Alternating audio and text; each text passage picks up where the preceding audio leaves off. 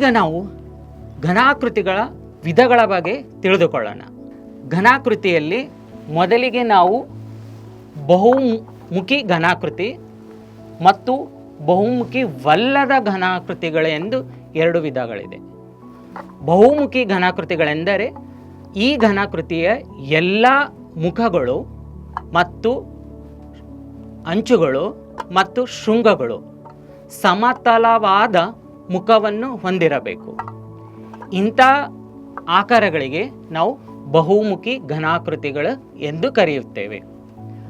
ಬಹುಮುಖಿವಲ್ಲದ ಆಕೃತಿಗಳೆಂದರೆ ಈ ಆಕೃತಿಯು ವಕ್ರ ಮೇಲ್ಮೈಯಿಂದ ಕೂಡಿರುತ್ತದೆ. ನಮಗೆ ವಕ್ರ ಮೇಲ್ಮೈಯಿಂದ ಕೂಡಿರುವಂಥ ಆಕೃತಿಗಳು, ಇದು ಒಂದು ಶಂಕು, ಈ ಶಂಕುವಿನ ಭಾಗವು ವಕ್ರವಾಗಿದೆ. ಇದು ಒಂದು ಗೋಳವು ಕೂಡ ಒಂದು ವಕ್ರವಾಗಿದೆ. ಇದು ಅರ್ಧಗೋಳ ಕೂಡ ವಕ್ರವಾಗಿದೆ. ಈಗ ನಾವು ಬಹುಮುಖಿ ಮತ್ತು ಬಹುಮುಖಿವಲ್ಲದ ಘನಾಕೃತಿಗಳ ಬಗ್ಗೆ ತಿಳಿದುಕೊಂಡಿದ್ದೇವೆ. ಈಗ ನಾವು ಘನಾಕೃತಿಯ ಮತ್ತೊಂದು ವಿಧಗಳ ಬಗ್ಗೆ ತಿಳಿದುಕೊಳ್ಳೋಣ. ಈ ಘನಾಕೃತಿ ಮತ್ತು ಈ ಘನಾಕೃತಿಗಳ ಬಗ್ಗೆ ನೋಡೋಣ. ಇಲ್ಲಿ ನೋಡಬಹುದು, ಇವೆರಡು ಘನಾಕೃತಿಗಳಾಗಿವೆ. ಬಟ್ ಈ ಘನಾಕೃತಿಯಲ್ಲಿ ಈ ಅಂಚುಗಳು ಮತ್ತು ಶೃಂಗಗಳು, ಮುಖಗಳು ಸಮತಲವಾಗಿ ಹೊರಮುಖವಾಗಿ ಇದೆ. ಹಾಗಾಗಿ ಇದನ್ನು ನಾವು ಪೀನ ಬಹುಮುಖಿ ಘನಾಕೃತಿ ಅಥವಾ ಬಹಿರ್ವಕ್ರ ಘನಾಕೃತಿ ಎಂದು ಕರೆಯುತ್ತೇವೆ. ಇದು ನೋಡಿ, ನಾವು ಈ ಬಾಹು ಮತ್ತು ಈ ಬಾಹು ಒಳಮುಖವಾಗಿದೆ.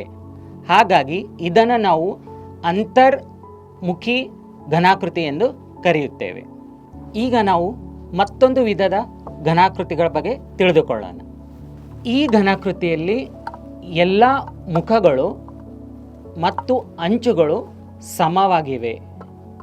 ಸೊ ಹಾಗಾಗಿ ಈ ಘನಾಕೃತಿಯನ್ನು ನಾವು ನಿಯಮಿತ ಬಹುಮುಖಿ ಘನಾಕೃತಿ ಎಂದು ಕರೆಯುತ್ತೇವೆ. ಸೊ ಇದು ಒಂದು ನಿಯಮಿತ ಬಹುಮುಖಿ ಘನಾಕೃತಿಯಾಗಿದೆ. ಈ ಘನಾಕೃತಿಯಲ್ಲಿ ಒಟ್ಟು 12 ಮುಖಗಳಿವೆ ಮತ್ತು 12 ಮುಖಗಳು ಸಮವಾಗಿ ಮತ್ತು ಸಮ ಅಂಚುಗಳಿಂದ ಮಾಡಲ್ಪಟ್ಟಿದೆ.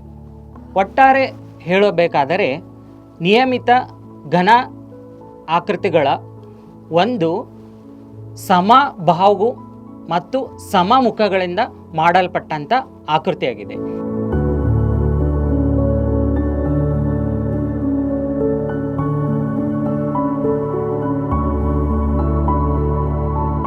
ನಿಯಮಿತ ಘನಾಕೃತಿಗಳಲ್ಲಿ ಮೊದಲನೇದಾಗಿ ಚತುರ್ಮುಖಿ ಘನಾಕೃತಿ, ಅಂದರೆ ಈ 4 ಮುಖಗಳು ಒಂದೇ ಆಕಾರದಲ್ಲಿದೆ.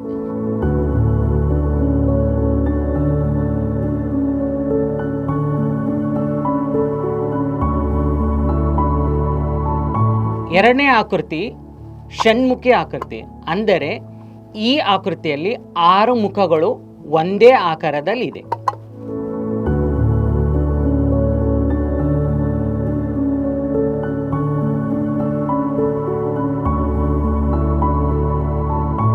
ಮೂರನೇ ಆಕೃತಿ ಅಷ್ಟಮುಖ ಆಕೃತಿ, ಅಂದರೆ ಈ ಆಕೃತಿಗಳು 8 ಮುಖಗಳು ಹೊಂದಿದ್ದು ಆ 8 ಮುಖಗಳು ಸಮವಾಗಿದೆ.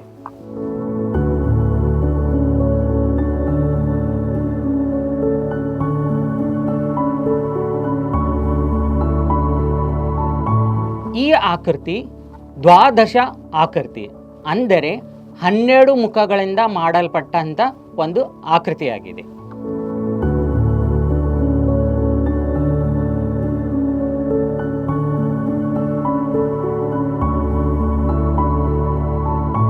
ಈ ಆಕೃತಿಯು ವಿಂಶತ ಘನಾಕೃತಿಯಾಗಿದೆ, ಅಂದರೆ 20 ಮುಖಗಳಿಂದ ಮಾಡಲ್ಪಟ್ಟ ಒಂದು ಘನಾಕೃತಿಯಾಗಿದೆ.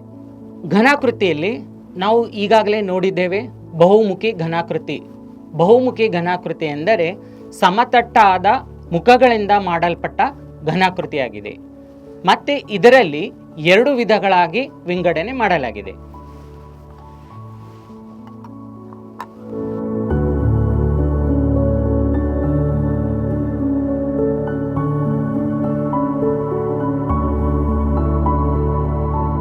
ಸೊ ಮೊದಲನೇ ವಿಧ,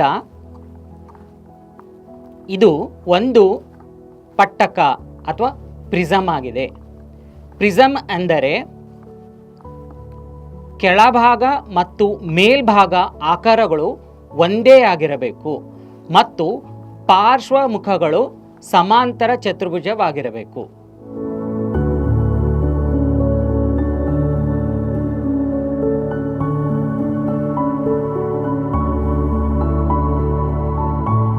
ಇದು ಒಂದು ಪಿರಮಿಡ್, ಕನ್ನಡದಲ್ಲಿ ಗೋಪುರ ಅಂತ ಕರಿತೇವೆ. ಈ ಆಕೃತಿಯು ಕೆಳಭಾಗದಲ್ಲಿ ಬಹುಭುಜಾಕೃತಿ ಹೊಂದಿದ್ದು ಪಾರ್ಶ್ವಮುಖಗಳು ತ್ರಿಭುಜ ಆಕಾರದಲ್ಲಿ ಇರಬೇಕು ಮತ್ತು ಒಂದೇ ತುದಿಯಲ್ಲಿ ಅಥವಾ ಅಂಚಿನಲ್ಲಿ ಬಂದು ಸೇರಿಕೊಳ್ಳಬೇಕು. ಇಂತಹ ಆಕೃತಿಗಳಿಗೆ ನಾವು ಗೋಪುರ ಮತ್ತು ಈ ಆಕೃತಿಗಳಿಗೆ ನಾವು ಪ್ರಿಸಮ್ ಎಂದು ಕರೆಯುತ್ತೇವೆ.